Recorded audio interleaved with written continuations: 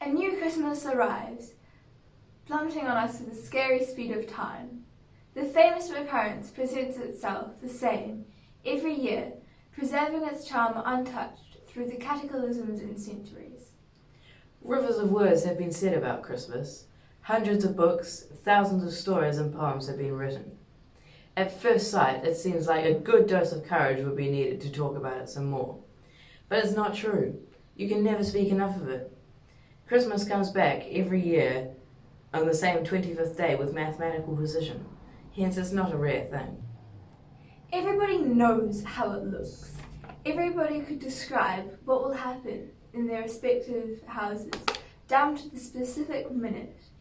Still, one is always astounded by it. Without even asking why, people get lost in the strange atmosphere of rejoicing, of leisure, of poetry, of kindness, and as habitual, feel like it's a very natural thing.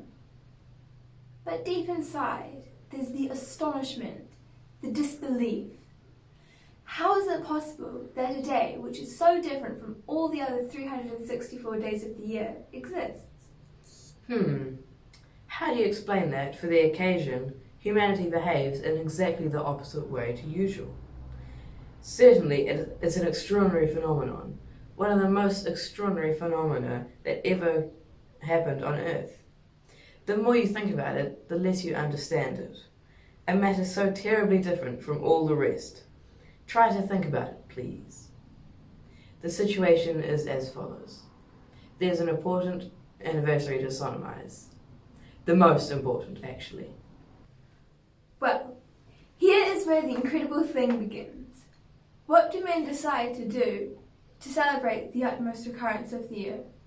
Do observe them, I beg you, with the greatest focus. Do they maybe gather in parades, as it happens during the days of the national celebrations, to march to the town square with flags and banners to the sound of fanfares? Do they maybe lock their houses up and travel the world as they do over the summer holidays? Neither. Or do they disguise themselves with cheerful costumes and run around the streets with flutes, guitars, and bottles of good wine? It's not this either. Does it mean they spend the whole day in bed dozing off? Or they crowd taverns to empty flasks and barrels? Or do they invade cinemas and theatres? Go hunting? Or sit at little tables in a cafe to gossip? Or play with a ball? Or make love for the entire day? Certainly not. And so, what do they do? If you couldn't see it with your own eyes, you wouldn't believe it. Reality exceeds the most crazy fables, because the most amazing thing is this. Men, to enjoy festivity of festivities, doesn't look for the usual fun. On the contrary, they choose to enjoy what normally appears trickier and ungrateful, the opposite to the usual preferences. For Christmas, believe it or not, they suddenly become kind.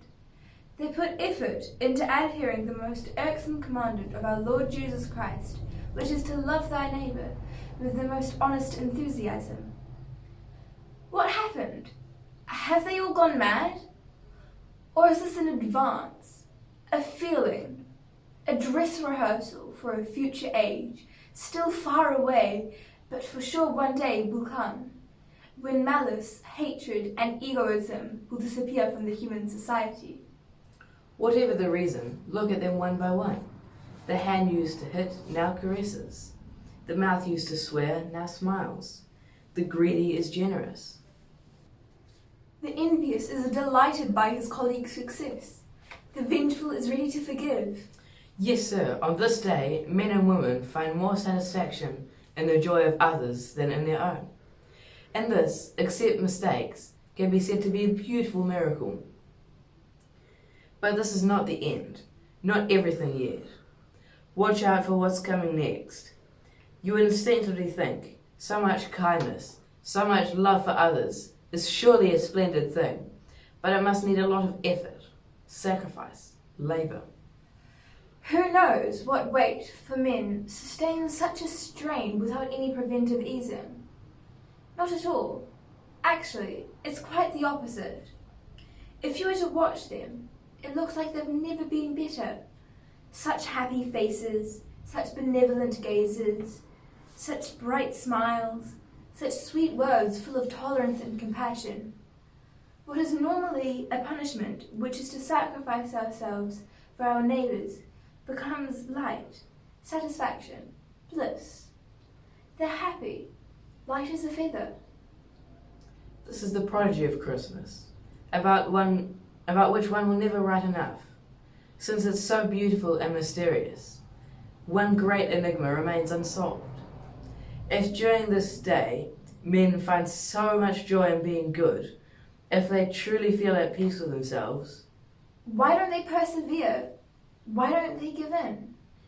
why don't they definitely abandon themselves to the temptations of goodness after having tasted the delicacies of it? Instead, they stop straight after. When the little piece of paper of the 25th falls and the 26th appears, everything goes back to how it was before.